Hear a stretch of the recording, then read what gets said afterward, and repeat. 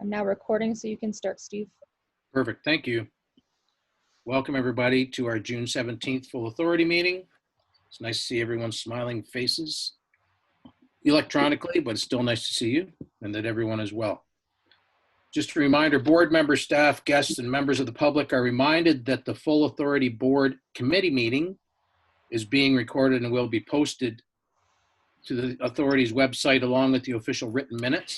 As such, comments and opinions expressed may be published, and any comments expressed by individual board members, guests, and the general public are their own and do not represent the opinions or comments of the full authority and or the KCCA Board of Directors.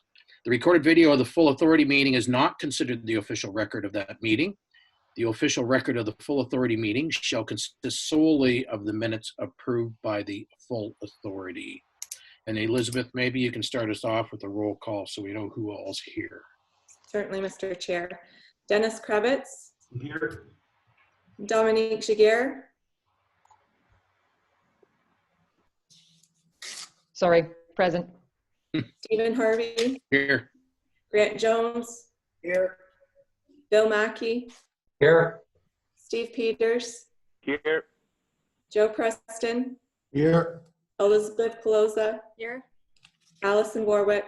Here. Ralph Winfield. Here. Mr. Chair, all 10 members are present. Perfect, thank you very much. Are there any declarations of pecuniary interest at all? Seeing none, hearing none. We don't have any hearings today, so let's move on to the minutes of the May 20th full authority meeting. You've had a chance to take a look at them. Are there any omissions or changes that need to be made at all? If not, then we need a motion for the recommendation that the minutes of the May 20th full authority meeting be approved. Moved by? I'll move. Bill Mackey, seconded by? Ralph Winfield. Ralph Winfield. I'm assuming we're doing our recorded votes for everything today, Elizabeth, again? I believe that was the will of the board. Okay. So on the motion, Krebitz, Yes. Giguère, Yes. Jones, Grant Jones, Sorry, yes. Mackey, Yes. Peters, Yes. Preston, Yes. Pelosa, Yes. Warwick, Yes. Winfield, Yes. Harvey. Yes. That motion passes. Okay, thank you very much. With that in mind, then we go on to our information, the media report. I'm just going back to my agenda here. Okay, so we have the media report. Anything in particular we want to highlight here? Mr. Chair, I just highlight the great news that Kettle Creek was fortunate to have a donation from the estate of $155,000.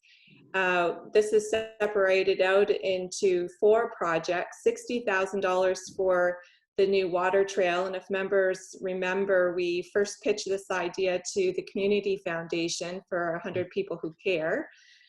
So it's great that we finally have a chance to see this project take off. There's another $50,000 as part of that donation to do improvements to the Dalewood Trail, $25,000 to install art in coordination with the St. Thomas Public Art Gallery.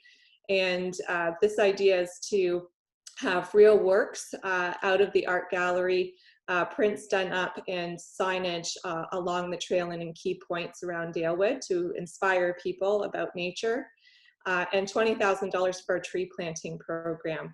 So it's just a fabulous donation and a great opportunity to be part of some really good news at this time. That's wonderful. Okay. I'm just looking at the project tracking then.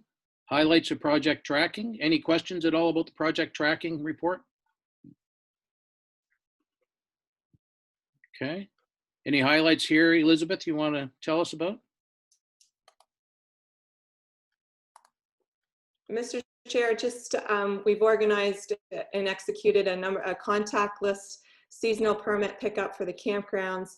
We've assisted in the opening of the campgrounds. There's 4 upcoming wetland projects that Betsy's working on, so those stewardship type activities continue, and staff will begin their survival assessments for the tree planting sites over the next couple of weeks. But all in all, it was a favorable spring for the tree planting, so we have high hopes for those survival assessments coming up. So we got all our trees planted then? Yes. Excellent. Good. Thank you, team, for doing that. Wonderful. Okay. How about watershed conditions? Mr. Chair, I'll let Jen highlight this. Thank you, Mr. Chair. Water levels throughout the watershed are fluctuating at this time of year with rain events. We did have, Lake Erie did break records in May. So like 100 years worth of data, Lake Erie surpassed that. We did have some windy events in the last couple of weeks that did cause some flooding in the area from storm surge, but nothing significant. And we're maintaining the flood watch for the Lake Erie shoreline probably for the rest of the summer, but we'll see how water levels change over time. Okay. I was trying to explain these lake levels to one of my friends the other day. What's the cause of it, Jen?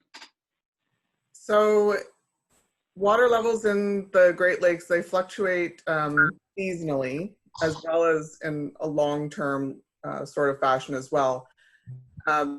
But generally speaking, water levels in the Great Lakes are either influenced by the outlet, so it depends on, so the outlet of Lake Superior, and there's also an outlet in Lake Ontario, but also by rain and snow melt. So it just depends on a variety of factors why the water levels are the way they are.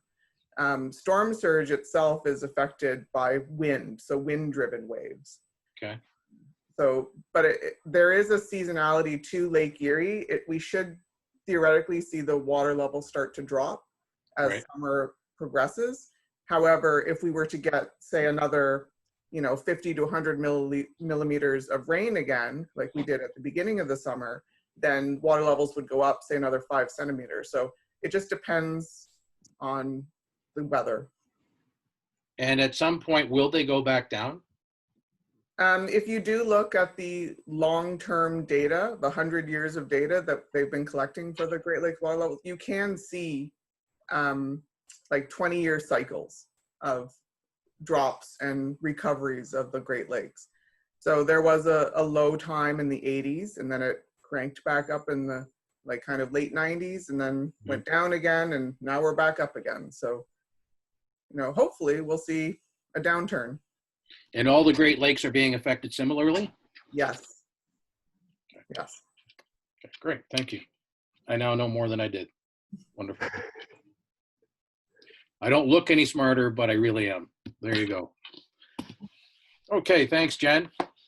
Any other questions at all for Jen? Seeing none? Campground and conservation area update. Woohoo! Mr. Chair, maybe I'll let Joe highlight some of the activities that have been happening around the campgrounds. Great. Thank you, Mr. Chair. With some of the announcements that the province has been making is moving through the stage 1 and stage 2. We've started with, under our stage 1, opening the campgrounds to campers with seasonal contracts. So we were able to bring back a few seasonal staff. As you can see by the pictures there, we did some social distancing training. We had some staff Zoom in to participate in that. We've been developing COVID-19 safe operating procedures, health and safety protocols for our staff to safely get back into the campground. And so we've established that, and I think it's been a pretty good success so far at that point. And then obviously we have the report later on to this morning's agenda speaking about rolling out into stage 2, where we may see some overnight camping and some day use opportunities open soon. So the other thing to note on the picture there, we've also gone out and got some signage for the vehicles just to remind our customers and our clients to stay back 6 feet and social separate when they do want to come up and speak to staff. as well as identifying high touch areas in the campground. So it's been quite a busy few weeks as we've been trying to follow and adhere to those guidelines, but certainly we're getting there and we're moving forward. The only other thing I'd note there, the picture on the right, we do believe that the storm that was held in Belmont last week, where there was confirmation of tornadoes touching down, we believe it did touch down within a woodlot in the campground. So that's a picture there that shows a relatively large tree that was uprooted within the woodlot. We've just done some preliminary assessments. All of the tree damage is contained within the center of the woodlot. We don't see any hazard risks or damage that's in the open space areas, such as the campgrounds. And just recently, we've reached out to a University of Western team that's studying that tornado to report the damage in the campground and see if they're interested in assessing that damage further. Okay, great. Excellent. Any other questions at all, folks? So, Joe, in the opening of the campgrounds, the response from the general public has been? Well, currently our campgrounds are just open to existing and returning seasonal campers. There's certainly public feedback and inquiries about when we're going to open for day use and overnight camping. So there's certainly an interest. I think also we've had some shared concerns of certain people with reservations that have concerns on how they can social separate or keep their children off of the play equipment and things like that. So I think there's a balance of ones that are very eager and interested in getting out and camping again. And there's also ones that have some concerns on how they can do it safely. So that's a balance that we're trying to achieve as we move forward with considering both interests. And their response to the signage and that kind of stuff? I think it's been pretty good. I mean, all our signs are still posted in the campground. Some of the signage that we've put out on our trails has gone missing or has been taken down. That's a common thing we do see on our day use areas, but not to the degree that we expected. So it's been relatively good. Good. Okay. Okay.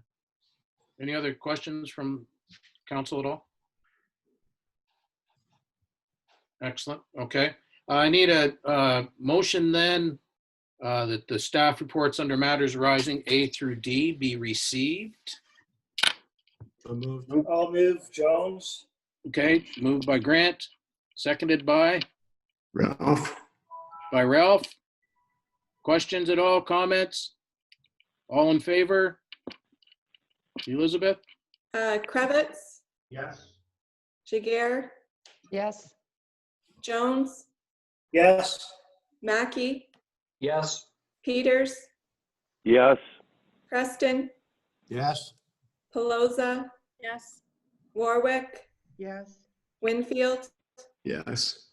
and Harvey. Yes. The motion passes, Mr. Chair. Thank you very much. Okay, on to correspondence. Anything you want to highlight there, Elizabeth? Mr. Chair, there's a number of pieces of correspondence. One that I would like to highlight is the letter from Conservation Ontario to the Honourable Morneau, McKenna, and Wilkinson. This was specific to highlighting conservation authorities as a way to, as implementing agents for stimulating the economy and building a more resilient green economy. They're looking at basically advocating to keep a green economy in mind as the government possibly looks at investments to kickstart the economy coming out of COVID. Specifically, they mentioned things like investments in trails and green spaces, investment in our critical flood and erosion control infrastructure.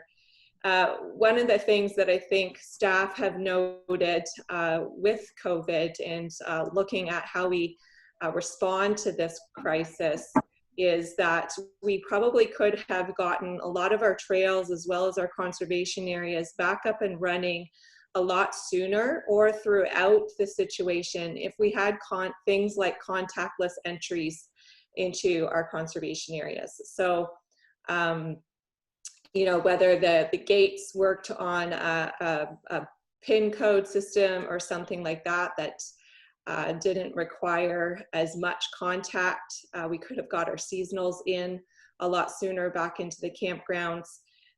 Certainly other authorities have a permitting process on some of their trails. That could have gone a lot faster if we had automatic pay machines at some of those, even our washrooms as we move forward, things like contactless washrooms, that would be a great upgrade to have in the campgrounds, and would certain lessen some anxiety over high touch areas as we try to open up our green spaces. So Conservation Ontario is really just trying to advocate that the federal government remember kind of the green infrastructure that could be a kickstart to the economy, and certainly things like just investing in our tree planting programs and some of our stewardship programs at this time would be great. Conservation Ontario has asked members to consider endorsing this letter and forwarding it to local MP and MPPs. So while I ask you to accept all the correspondence today, this was one piece of correspondence that you may consider directing staff to forward to our local MP and MPPs for consideration. Okay, thanks, Elizabeth. Any comments on that from people around the table? Sure, Mr. Chair, it's Dominique. To what extent did Conservation Ontario include its members or consult with its members in crafting the letter, keeping in mind that we are a provincial agency now suddenly reaching out to the federal government? Elizabeth? Mr. Chair, certainly the Conservation Ontario Council hasn't met at this time, but the council itself has been meeting remotely, and that council is comprised of both representatives from across the province, both GMs and chairs of local CAs. Okay, sorry that my sound cut out a little bit, and just to clarify, so would Minister Urick have been made aware of this effort? I'm sorry, Dominique, I can't answer that. I think that what Conservation Ontario was asking is that each local CA consider this, and if they were supportive of it, to forward it to their local MP and MPPs. Okay, so I just wanted to express a concern that, as I said, we are a provincial agency. I feel that we have to manage our relationship with our own MPP and minister, who is in our own backyard, and I think giving him the heads up and working with him, and I think Conservation Ontario should be working with its members and consulting with its members before crafting this kind of message. So I'm concerned about the process, and I'm not sure that I'd be willing to endorse it outright. Any other members have a comment or opinion on that?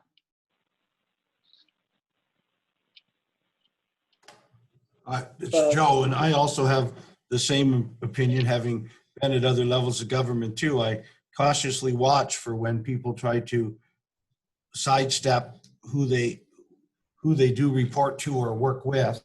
But so I agree with Dominique on I get it. This is kind of a shotgun approach. Let's talk to everybody. But if we're not hearing, are we presenting a similar? Is Conservation Ontario presenting a similar document to the provincial government? Elizabeth, are you aware of that?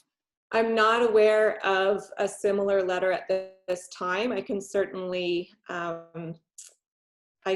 reach out to Conservation Ontario in that regard. So would we want to then, Grant, do you have a comment? Yeah, I have the same concern. Jeff has been a great help in some areas, and I think Jeff deserves the heads up. And since he is basically in charge of conservation right now in Ontario, so I think we owe it to Jeff to do that. Okay, so what is the recommendation then? I would just suggest that we let Conservation Ontario send this on to Bill Marneau and the other ministers federally and see what occurs. But I think, as Dominique was saying, I'm not certain I want to endorse it locally with our own member being the Minister of the Environment and Conservation. So, And Mr. Chair, this letter has already been sent. Am I understanding correctly? That's correct, Mr. Chair. May 28th, I hope so. Yes. So I think because it's already been sent, perhaps we could take the initiative to reach out to Minister Urick and keeping him in the loop and at least at our end doing our best to maintain the relationship. So we're not endorsing it, but we're informing him. I also think that we should, as a board, probably write to Conservation Ontario saying that we do not endorse the process that they so regardless of the content, just the process of developing the letter, sending the letter, and respecting protocol. Okay, so your problem then is with what they did, not what they said.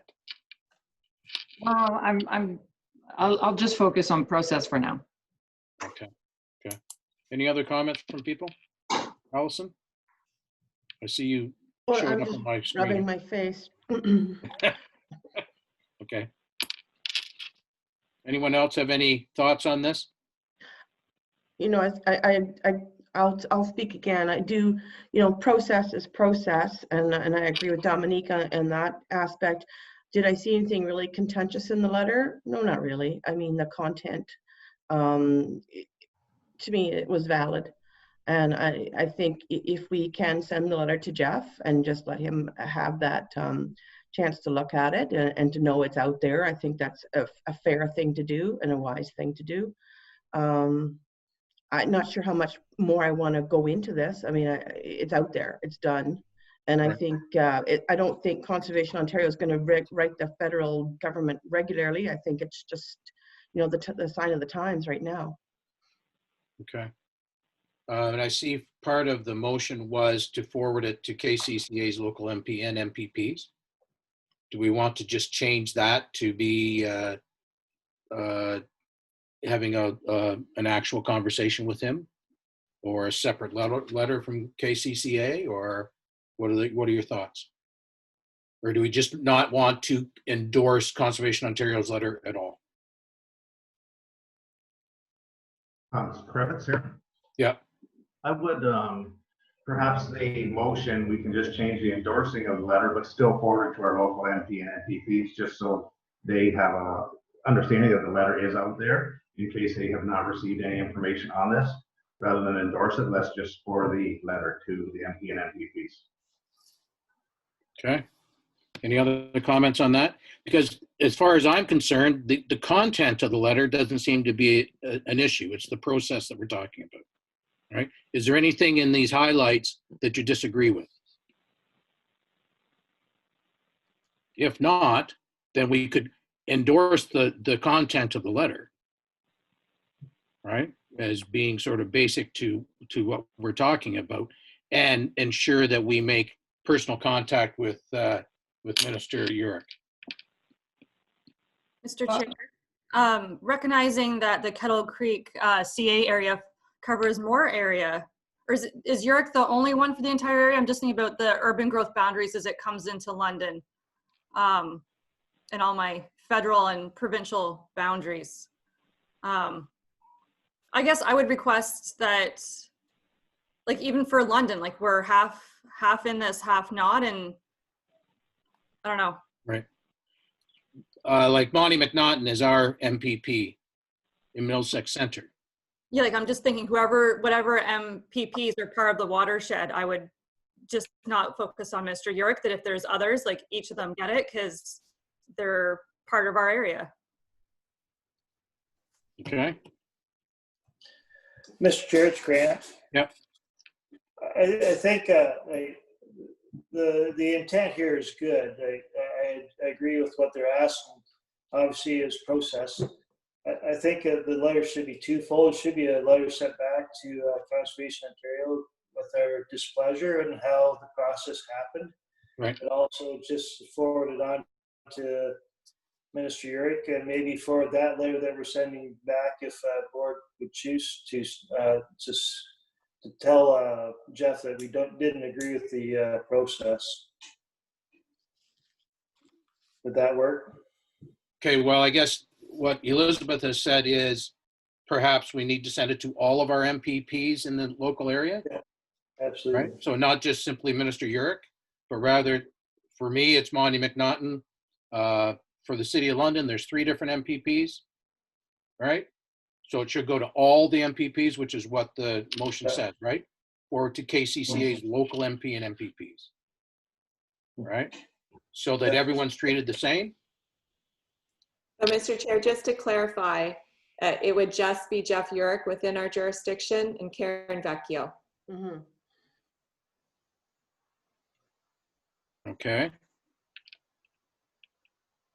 Do we want to broaden that to others or not? Mr. Well, Chair, we could certainly just do Jeff and Karen, and I would forward it on my own accord. It's fine. Okay. Thoughts, folks? I would agree with just Jeff and Karen myself, because it's really Kettle is that area. I mean, that's who's it goes under, so that's who would be the logical people to send it to. Okay. Okay, so I need a motion and I need someone to move it. Mr. Chair, I would move that we endorse the letter. We also would send a letter back to Conservation Ontario acknowledging our displeasure with the process, and also forward on to MPP and MP in our writing. Okay, thank you. Moved by Jones, seconded by Pelosa. Mr. Chair, I want that separated into an A and B, please. I would not be endorsing sending it to our letter to Conservation Authority, Conservation Ontario. I would want time to read through their website to see what their full mandate is, which we would have agreed to when we became members. Okay. So an A and a B part now, Elizabeth has suggested. Grant, are you willing to have that or not? In your motion? That would be fine. Okay, so the motion then would be that the letter be endorsed as A part, and then B part, that a letter be a communication sent to Conservation Ontario expressing our displeasure with their process. Am I clear on that? I think, Grant, is that what you meant? And Elizabeth?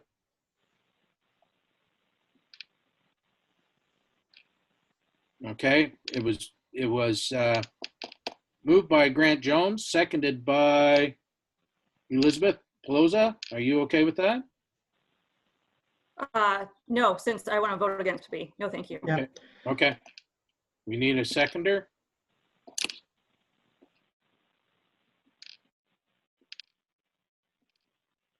So I just want to clarify, we've separated this motion into 2 separate motions. That's right. Okay, and the first motion that we're voting on, you've got a mover for? And That's you're right. looking for a seconder about sending this letter to Jeff and Karen? Is that what we're voting on? So the A part of the motion was to endorse, so what is written here, basically. Yes. And then Okay, the I'll B second part, and the B part would be to communicate with Conservation Ontario to express our concern about their process. that. Okay, I'll second the A part. Okay. So I need a seconder for the B part. Mr. Chair, just as a point of order, should we not take a vote? I think we have On 2 the A, motions, yeah. Okay. so we need a separate vote. Okay. So so we'll change A part to motion 1, B part to motion 2. How's that, Dominique? Does that work? Yeah. Okay. Thank you. Okay, so motion A, which is what's written here. We have a mover, Grant Jones, seconder, Allison Warwick. Can we do a vote on that, Elizabeth, please? So, Mr. Chair, what you said is that this motion that we're now voting on that was moved by Grant Jones and seconded by Allison is the one that you see before you in the screen, That's right. correct? Yes. So on the motion, Kravitz, Yes. Jaguar, No. Jones, Yes. Mackey, Yes. Peters, Yes. Preston, No. Pelosa, Yes. Warwick, Yes. Winfield, Yes. Harvey. Yes. Mr. Chair, that motion passes. Okay. So then the second motion brought up by Elizabeth was to communicate with Conservation Ontario on the process that they followed to formulate this letter, this communication to the federal government. Well, Elizabeth didn't want that. Is that correct? Yeah. Elizabeth, can you clarify, please? Yeah, well, part B, I'm voting no, so I won't be moving or seconding part B. As And far I as have- communicating to the Conservation Ontario, you mean? I did not touch that one. I did not speak in favor of sending a letter to Conservation Ontario. It would have been someone else. Okay, thank you. Mr. Chair, that was me that moved that. Okay. So you still want that part as a motion, Grant? Yes, please. Okay, so we need a seconder for that motion. I will second that. Okay. So moved by Jones, seconded by Jaguar, that we communicate with Conservation Ontario, expressing our concern over the process that they followed to formulate this letter.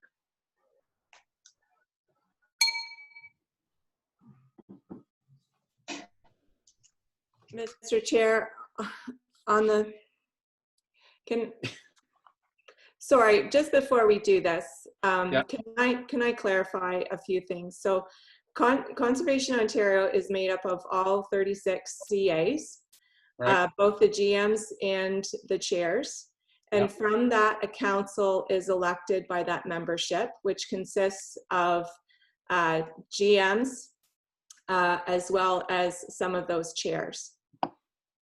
This particular letter, Conservation Ontario did send out various emails to the 36 GMs, looking at ways in which we thought we could advocate to various agencies how we could help rebuild, or what we would need money, what we could use investment money in to rebuild from COVID.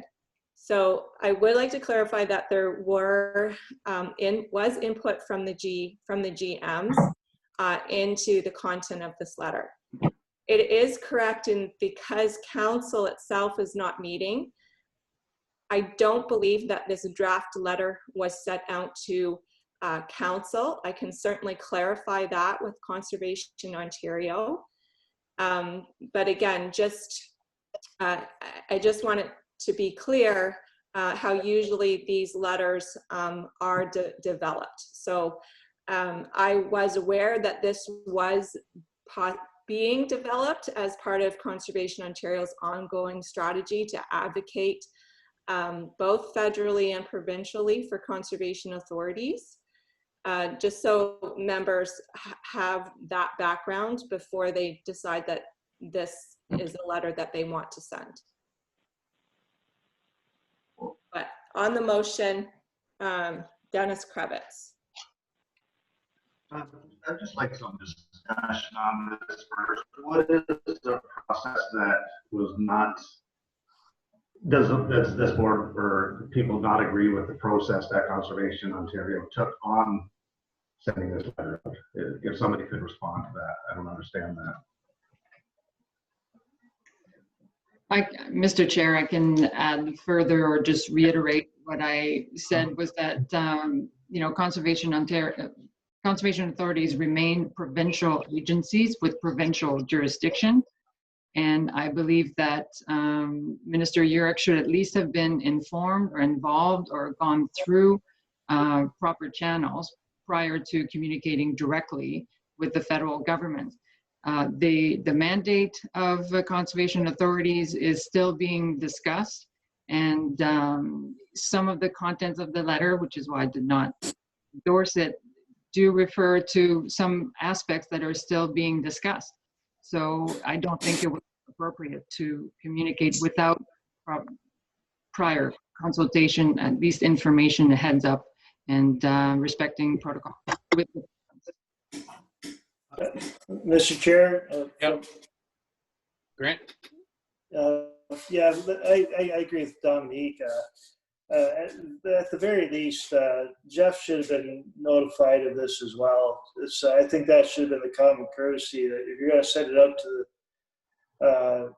to the federal side of things, the minister actually in charge of Conservation Ontario should have been notified as well.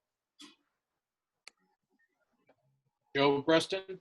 Yeah, you know, as much as I love process, I think this could be fairly easily and quickly changed. Elizabeth, can you speak to Conservation Ontario and say there was some discussion at our board meeting that we think they're reaching to a federal place they shouldn't be reaching, and maybe if we can keep it verbal, I'm okay with that too, rather than a motion. Mm-hmm.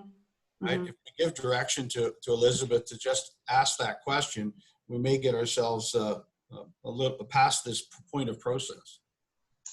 Okay. Elizabeth? Oh, Allison, sorry. Yeah, I think we're talking a lot about something that we don't even know the answers to. We don't even know if Conservation Ontario has reached out to Jeff individually. I mean, you know, it's one of those things that that could have been a conversation that we're not party to as well. So it's just getting really murky, and I understand Dominique's concern, and I understand Elizabeth's concern, and I think going to the wisdom of Joe Preston's previous political experience, I think probably a verbal message is probably the best way to go. Okay. Any other comments at all? Mr. Chair, I would be fine with a conversation. I'm a big believer in conversations. I think if we could ask staff to report back to the board the outcome of that conversation for the record, I would appreciate. Okay, so we're now scrapping motion number 2. As long as Elizabeth's okay with that. And instead having an informal conversation with Conservation Ontario on behalf of KCCA, expressing the experience we've had today as far as our concerns with the process and the fact that Minister Urick may very well have been left out of the loop. That's Elizabeth's motion, so she'll have to decide whether she wants to scrap or not. No, it was Grant's motion. Oh, Grant's motion, sorry. Yeah, I'm fine with that. Okay. And Mr. Chair, just to clarify to the board, I'm more than happy to have that conversation with Conservation Ontario, and I will report back to members on the outcome of that conversation. Okay, thank you, Elizabeth. Is that satisfactory with everyone? Please voice your concerns if Joe, that was a thumb up. Not a, yeah, okay. Good. Anyone else? I haven't heard. Steve, are you agreeing with that? I'm supportive, yes. Okay, thank you very much. Ralph? It's okay with me. Okay, Bill? Sounds good to me. Okay. So we are officially scrapping that second motion, and instead just Elizabeth will act on our request and report back. Okay, thank you. Oh. So we need to have a motion then that correspond, oh, we did that? Okay, next. Statement of revenues and expenses. There's no report this month. Okay, so let's move on to new business. Looks like we have some wacky news. Mr. Chair, so this is good news for the authority. We did submit 3 projects for consideration of the provincial program that provides 50% funds for projects. We submitted one study that was successful, one safety, which was successful, and one repair, which was unsuccessful. The unsuccessful project was the replacement of the stop logs. But we were successful in getting the geotechnical study and some safety precautions, including increased fencing and signage around the dam. The total budget that we had in our 2020 budget for dam repair and study on the Dealwood Dam was $65,000. That was approved in the 2020 capital budget.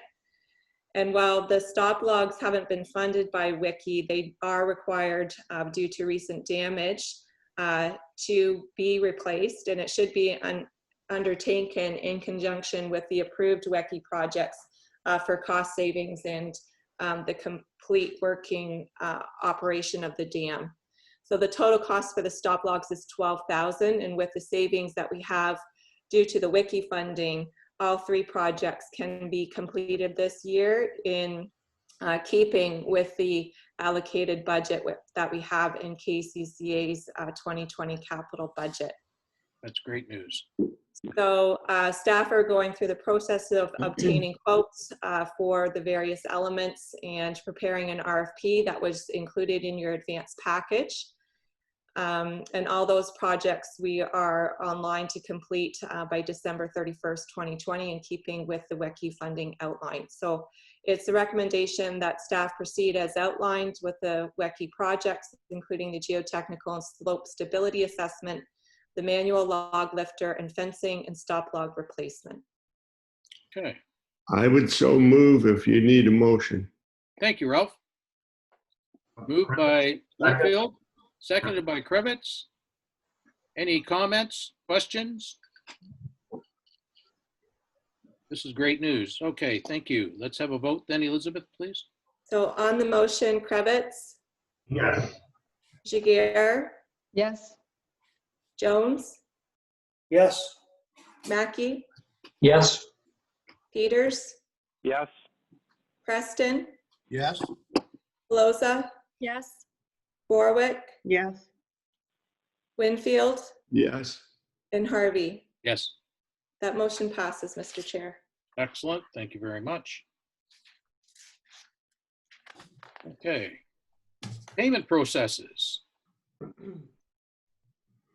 Mr. Chair, back in March when we moved to basically a remote office in order to facilitate contactless payment and physical distancing, a number of changes were undertaken on the accounts payable and accounts receivable processes. Some changes introduced, especially in the introduction of the electronic and paperless payment options, have proven to be efficient and cost effective, and staff are recommending that some of those changes be permanent. They were outlined in the advance report, some things like the e-transfers and payments that we are now able to do through our RBC Express account.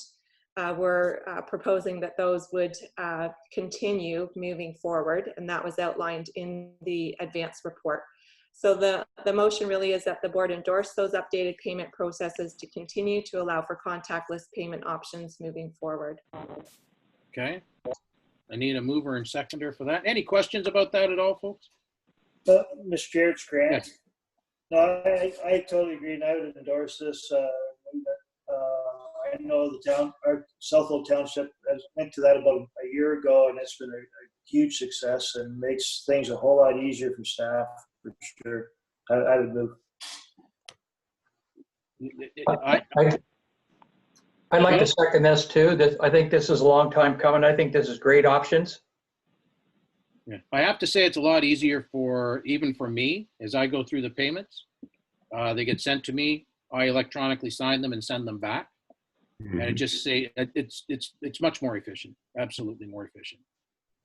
So any other comments or questions at all? Okay, with that in mind, let's take a vote then. The board endorsed the updated payment processes to continue to allow for contactless payment options. Kravitz, Yes. Jaguar, Yes. Jones, Yes. Mackey, Yes. Peters, Yes. Preston, Yes. Pelosa, Yes. Warwick, Yes. Winfield, Yes. Harvey. Yes. The motion passes, Mr. Chair. Okay, thank you very much. Okay, pandemic policies. Mr. Chair, there was 2 policies that were included in the advanced package. Mainly the pandemic influenza-like illness policy established a number of best management practices for the authority during a declared pandemic. And the return to work policy provides steps that would be required to follow should an employee test positive for COVID-19. In addition to these policies, staff have been working on a variety of standard operating procedures and best management practices that have been developed, but these 2 policies form the core of what the authority really has been following since March, but I thought that it was necessary as we consider in stage 2 and stage 3 moving people back into the workplace, that these receive endorsement from the board. Okay. Any comments or questions about this at all? I'm sure you're all going through this in your own organizations. Similar processes. Any comments you'd like to make at all? Mr. Chair, it's Dominique. Yes. Just a couple questions as to whether this was based on some template or some guidance, and whether it's been vetted by a third party of any kind, just to be sure that we are fully aligned. My second question is, I was a bit surprised to see the provision for discretionary leave with pay, considering the availability of sick leave as well as short-term disability. I was trying to think of a scenario that would warrant that to be applied. Okay, thank you. Elizabeth? Mr. Chair, to the first question from Dominique, these particular 2 policies have not been vetted by legal, if that was the question. Both are based on policies that were sent out as best management practices from some larger CAs. So the first pandemic influenza-like illness was best management sent out, I believe, by Halton CA. And the return to work policy similarly was recently developed by Halton and sent out as a template example for some of the other CAs. So I did base them off of that. In question 2, the pay discretionary leave with pay,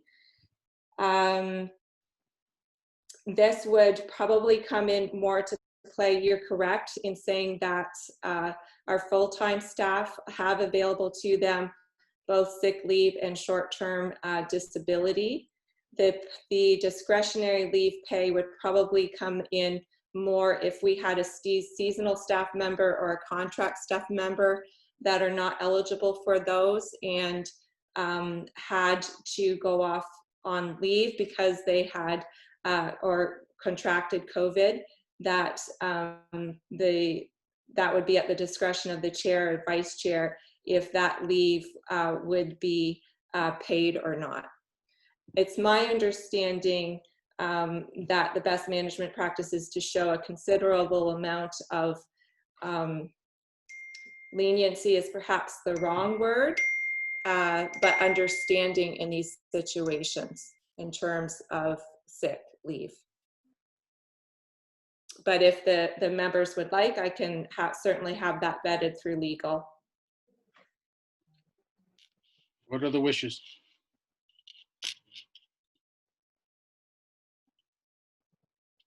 Not hearing a pressing need. Dominique, what are your thoughts? Yeah, no, I think if it's been based on templates, that's kind of what I was looking for, to see that it has been vetted in some ways. And yeah, I would just want to make sure that the use of the discretionary leave with pay be used very, very carefully. I mean, I fully understand and appreciate that we have different types of employees with different types of benefits. So I'm fine to leave it there and just with trusting the GM and the chair to apply it properly. Thank you. Okay, thank you very much. Yeah, very rarely do we have those kinds of conversations, but I'm sure that, you know, nothing is sort of done on its own. It's always sort of vetted through one person or another. So there would be very, very careful consideration from my anticipation of it anyways. Okay, so with that in mind, any other comments at all, questions? No comments, but I'd like to move the recommendation, Mr. Chair. Okay, thank you, Bill. Peters will second. Okay, thanks, Steve.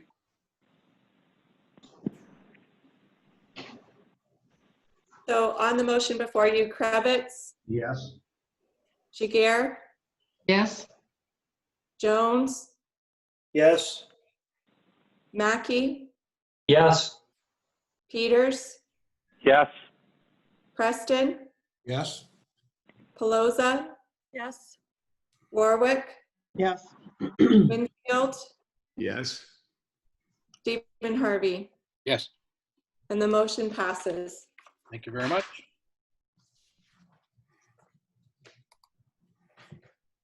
Okay, facility opening update. Stage 2. Okay. So we have a report summary. Mr. Chair, this particular report forms the meat of really what the staff have been working on over the past month. There's a number of elements of the motion that I have before you today. You can certainly separate those out if the board feels that warranted, but I just wanted to frame up really what the staff are looking for in terms of direction today. So to begin with, it would be to accept the report, the facility opening update, that the administration office remain closed to the public until September 8th, that the August 19th full authority meeting only be held if necessary, that the work from home agreement be endorsed, and finally, that the restrictions for the 2020 camping season, including the closure of the pool, be enacted as outlined in the staff report. So stage 1 for the authority really was completed on June 5th when we opened up our campgrounds to our existing seasonals, and we also completed the opening of our looped trails. Throughout stage 1, the administration office has remained closed to the public, and staff have primarily been working from home. As we look into stage 2, the staff are proposing that our stage 2 would begin June 19th. The campgrounds would begin to accept transient bookings, so overnight bookings at a reduced capacity. We would open up to restricted day use, and the office would open to staff either on a rotational or a part-time basis. So just to give some rationale into where staff's recommendations are coming from, we're proposing that the office remain closed to public until September 8th. This allows staff additional time to assess any required changes to the public areas of the office, as well as to facilitate staff's phased approach back into the office. So staff are still dealing with some childcare concerns as the various provinces and province opens up to stage 2. There is limited day camps and things like that, and kids remain out of school. So we'd look at a phased approach back for staff. The work from home agreement was included in the advanced package. It would formalize the arrangements up to September 8th and also provide a framework for any reversals that would be required if this, if we have another phase of COVID or another wave of COVID, or we run into this situation again, that framework would exist to implement those work from home agreements. We are proposing that we only hold the August full authority meeting if required. I don't anticipate a lot of business over the summer. We can certainly move ahead with the full authority meeting if business arises, but the next full authority meeting we would be looking at would be in September. And in the meantime, staff would investigate venues to provide for physical distancing if face-to-face and gathering protocols by the province would allow it in September. In terms of the campgrounds, staff are looking at, again, opening it up on June 19th. 2 limited washrooms. We're proposing 2 be opened per park right now, 1 during the day and 1 during the night. This is in keeping with provincial guidance right now to limit access and enhance cleaning. Staff to initially assess their ability to perform the enhanced cleaning with those 2 washrooms with limited staffing. So based on the limited washrooms that we would have open, we're suggesting that there would be no tenting and that the campers be encouraged to continue to use their facilities within their own trailers. Tenting would also encourage physical distancing within the campground as well. The province is recommending that campgrounds open with reduced capacity and that no adjacent sites be occupied at the same time. The campsites within our campgrounds are fairly wide and expansive, but in terms of transient camping, we are looking at every other site. And or no sites would share the same water tap, again, to eliminate high-touch surfaces and shared surfaces amongst campers.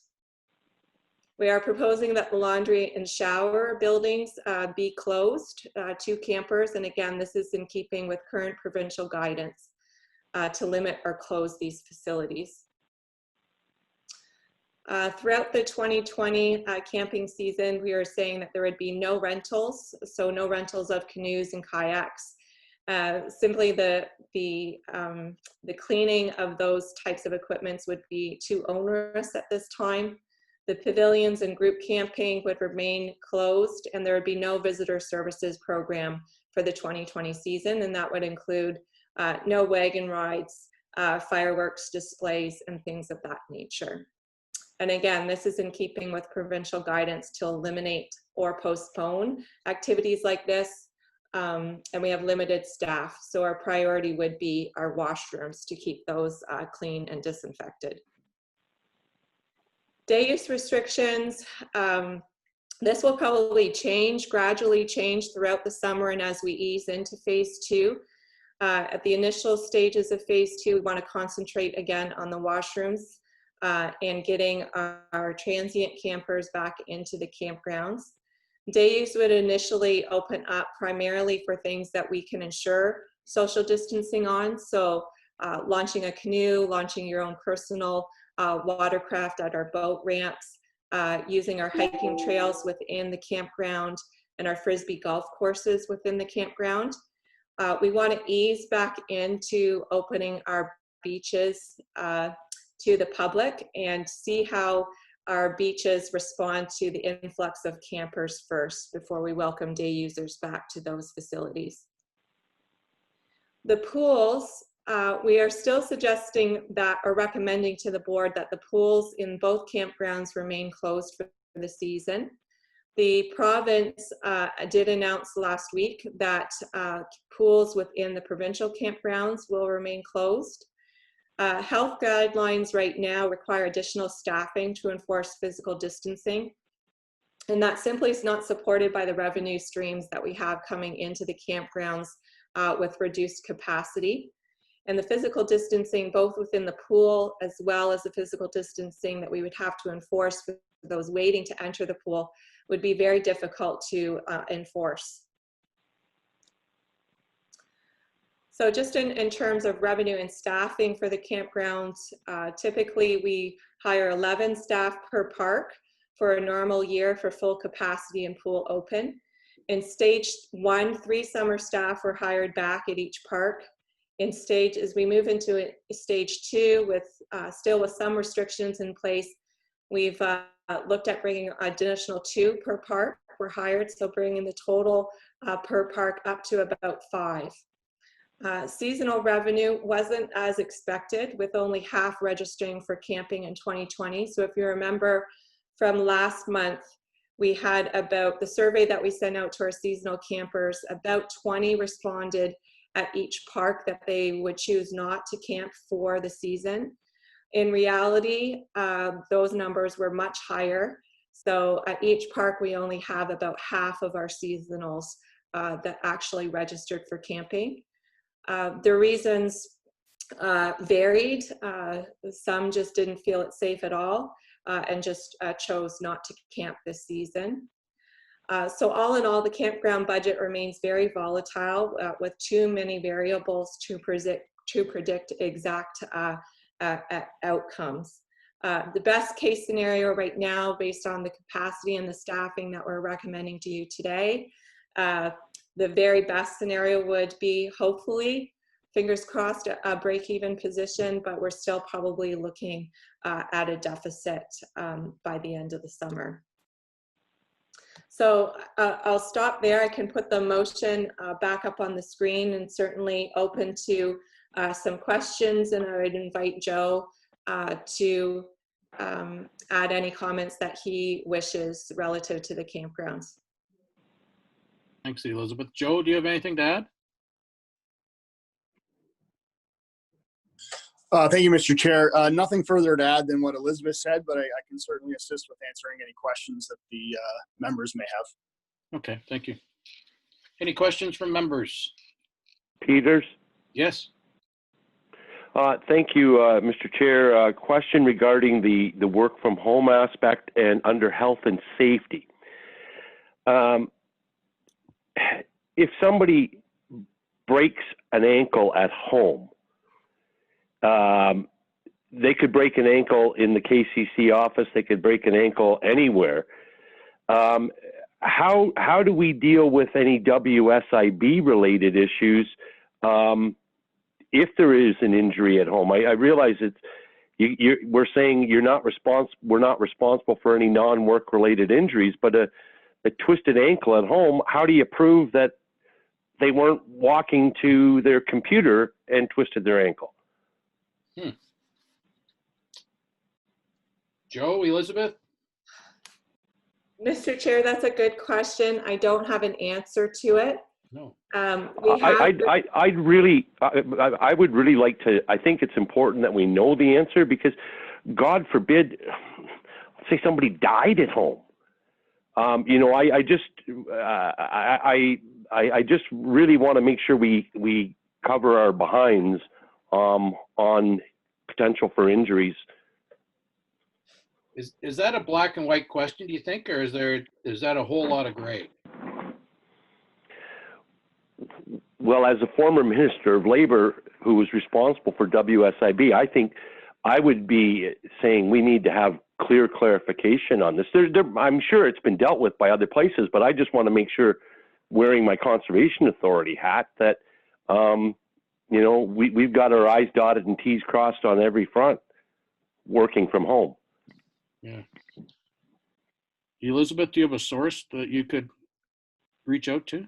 Mr. Chair, the work from home agreement that is in the package, again, is another template. This particular one was from HR Downloads that we have a membership with. I don't know if any of the other municipalities are using it, but all of those templates are, again, best management practices, certainly vetted, I believe, by HR Downloads Legal and used by a variety of organizations. The work from home agreement was not vetted by our legal counsel. In terms of health and safety, we have talked about staff choosing their work from home arrangements with that aspect in mind. So looking at trip hazards and things like that in their work areas at home. Again, but specifically about how we would be able to prove or not prove that an accident at home was surrounding work, I don't have an answer to. I can reach out to legal to see if they would suggest anything further within the template that I have proposed. But again, in stage 2, the goal right now is to get people back into the office as soon as we can. But I can certainly ask those questions of legal and get them to vet that work from home agreement with that lens, with that concern. Okay. Steve, does that satisfy your concern? Yes. Okay, thank you. Any other comments or questions at all from people? Mr. Chair, Elizabeth. Oh, Elizabeth, yes. Thank you, Mr. Chair. Through you to staff, just looking for clarification in the report. Thank you for it. It was very thorough. But around page 72, it was just stating about transient camping, looking for verification if we are allowing tenting for transient camping or not. What was the intention? Mr. Chair, to Elizabeth, the intention of staff right now is not to allow tenting. Mr. Chair, through you to staff, I'm raising a concern with that one in regards to equitable access to conservation authorities in our campsites, recognizing that we've made provisions to have the water taps already spaced out and some bathroom will be open, and recognizing that even if you have a unit, not all units for pop-up trailers and whatnot would have a washroom in them. Certainly mine doesn't, but when I was younger, we couldn't afford a pop-up trailer, a tent's all we had. So I'm gonna view this as a cost prohibited policy in regards to tenting, that unless you can afford a unit and a place to store it, that you're not welcome right now at our sites, which for me is an issue. Okay. Comments from staff? I think, Mr. Chair, to Elizabeth, that I take your point.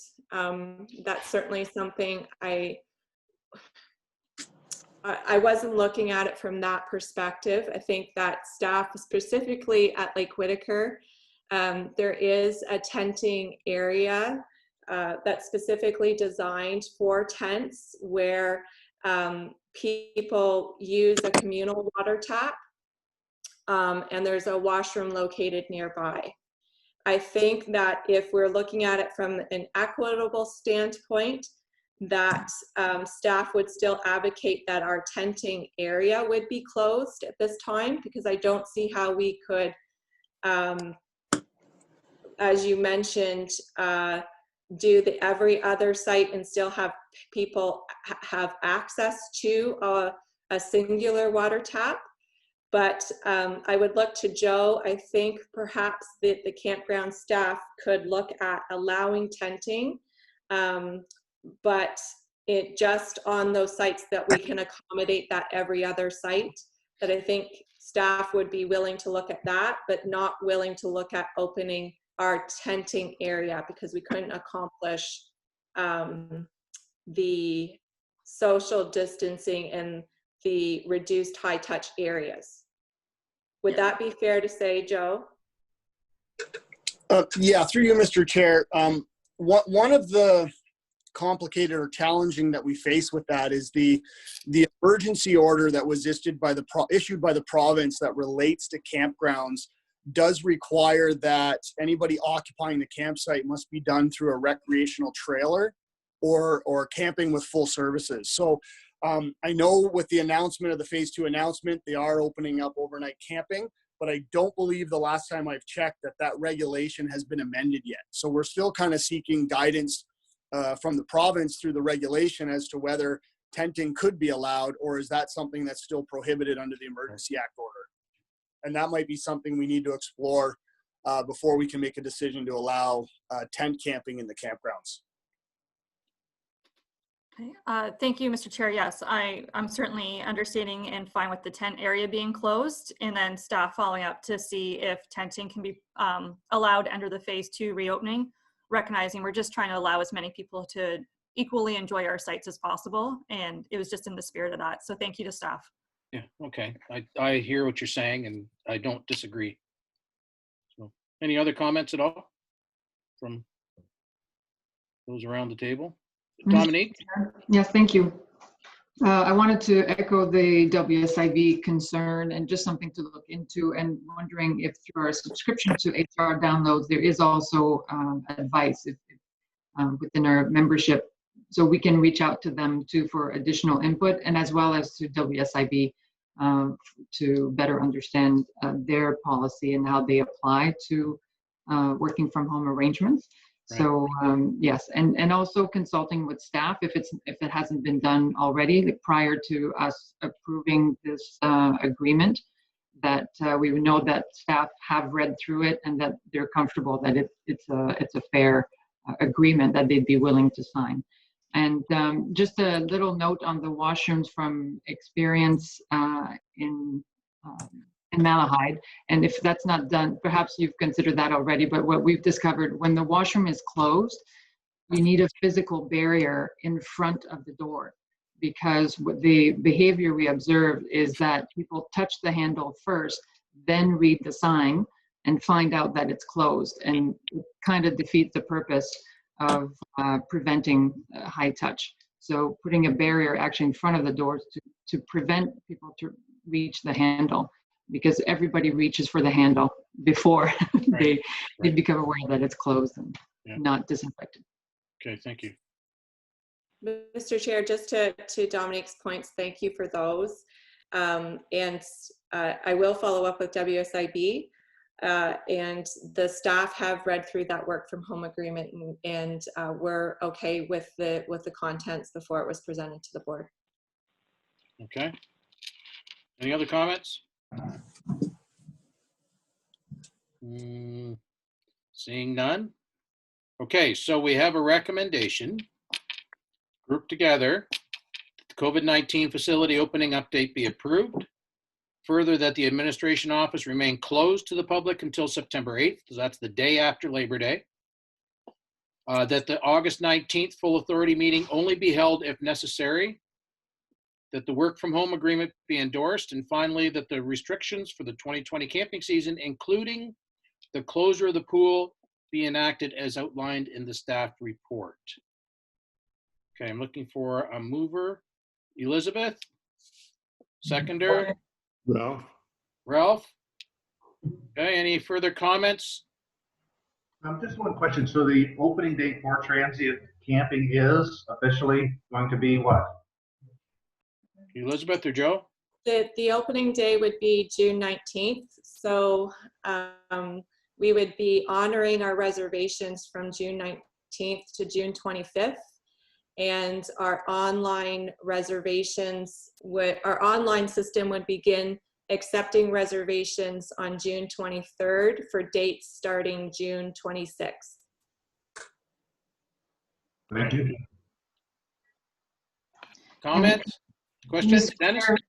One more comment. Are we willing to endorse the work from home agreement prior to receiving additional information? Regarding the WSIB, you mean? Yeah. So should we endorse it as is prior to receiving additional information on whether it needs to be modified or how it would be applied or the potential impact? Okay. Thoughts? Mr. Chair, Grant? Grant? I guess the issue I see is I don't disagree with looking into it, but we've already been working from home for almost 3 months, and we may not have another meeting till September, or we could be opening the office up. Otherwise, we're going to have another meeting just to deal with this, and I guess we've gone for 3 months already. We're looking at another 2 months. I do believe that Elizabeth does need to look into it and just verify, but I think I would support the motion as is, the recommendation as is. Just it's going to get fairly complicated and will ultimately lead to another meeting just to deal with it if there is an issue. I think that we approve it as is unless Elizabeth finds something that we need to come back to. Okay. Comments further? And so, Mr. Chair, perhaps staff could give the board just an email update on what their inquiries result in. I was going to suggest that. Elizabeth, would that work for you? Yes, that was my suggestion. Okay, excellent. So we can expect an email to come out to clarify. I'm not sure we're going to get clarification other than more of the same, but anyways, it is what it is, right? Okay, any other comments at all? Seeing none? Okay, so the motion is put forward with those 5 points. Moved by? Mr. Chair, I've moved by Pelosa and seconded by Winfield. By Winfield, okay. Vote. So on the motion, Kravitz, Yes. Jaguar, Yes. Jones, Yes. Mackey, Yes. Peters, Yes. Preston, Yes. Pelosa, Yes. Warwick, Yes. Winfield, Yes. Harvey. Yes. And the motion passes, Mr. Chair. Okay, thank you. Okay, so now we have our June planning and regulations report. Sorry. Thank you, Mr. Chair. The report was sent out in the advanced package. We're just looking for the board to receive it as information and answer any questions if the members have any. Okay, do we have any questions about the report at all, folks? Seeing none, we need a mover and a seconder then. Warwick, move. By Warwick, seconded by Mackey? Mackey. On the motion, Kravitz, Yes. Jaguar, Yes. Jones, Yes. Mackey, Yes. Peters, Yes. Preston, Yes. Pelosa, Yes. Warwick, Yes. Winfield, Yes. Harvey. Yes. The motion passes. Okay, thank you very much. Okay, and that's the end of our regular meeting at this point in time. We need to recess into closed session. Need a motion to go into closed. Elizabeth Pelosa, seconded by Warwick? Warwick. All in favor? Kravitz, Yes. Jaguar, Yes. Jones, Yes. Mackey, Yes. Peters,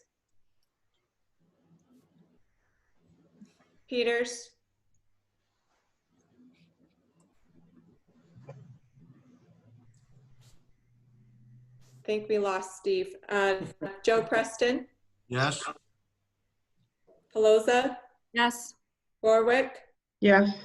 Winfield, Yes. and Harvey. Yes.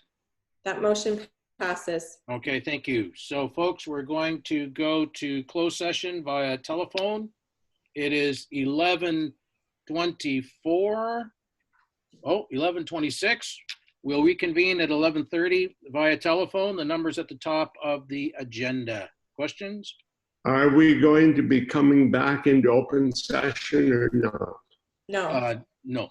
Well, No. we will just to confirm, but it won't be via Zoom. Correct? Correct. Okay, so we'll talk to you in a few minutes. Thank you.